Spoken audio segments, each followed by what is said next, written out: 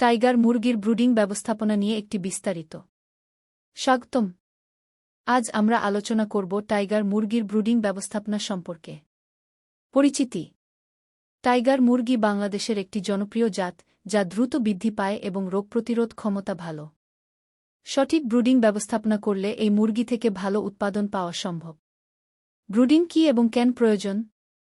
Brooding বলতে বোঝায় বাচ্চা মুরগির প্রথম 2-1 দিন যত্নের বিশেষ ব্যবস্থা নেওয়া। এই সময়ে মুরগির শারীরিক বৃদ্ধি ও রোগ প্রতিরোধ ক্ষমতা গড়ে ওঠে, তাই সঠিক ব্রুডিং ব্যবস্থা খুবই গুরুত্বপূর্ণ। ব্রুডিং ব্যবস্থাপনার প্রধান ধাপ: 1. ব্রুডিং সেট প্রস্তুতি। ব্রুডিং শুরু করার 2-3 দিন আগে সেট ভালোভাবে পরিষ্কার করে জীবাণুমুক্ত করতে হবে। পর্যাপ্ত বায়ু চলাচলের ব্যবস্থা রাখতে হবে। পর্যাপ্ত লাইট ও হিটের ব্যবস্থা রাখতে হবে। 2. তাপমাত্রা নিয়ন্ত্রণ।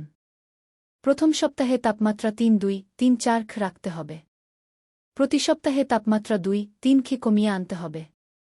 মুরগির আচরণ দেখে তাপমাত্রা সমন্বয় করতে হবে। 3. আলো ও পানির ব্যবস্থা। প্রথম কয়েকদিন 2-4 ঘণ্টা আলো দেওয়া উচিত।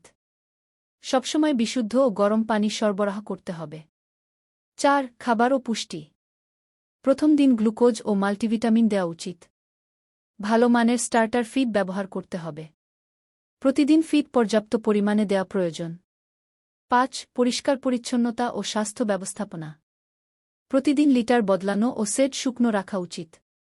নিয়মিত টিকা দেওয়া ও স্বাস্থ্য পরীক্ষা করা প্রয়োজন। উপসংহার: সঠিক ব্রুডিং ব্যবস্থাপনা অনুসরণ করলে টাইগার মুরগি দ্রুত বড় হয় ও সুস্থ থাকে। তাই খামারিরা এই দিকগুলো মেনে চললে ভালো লাভ করতে পারবেন।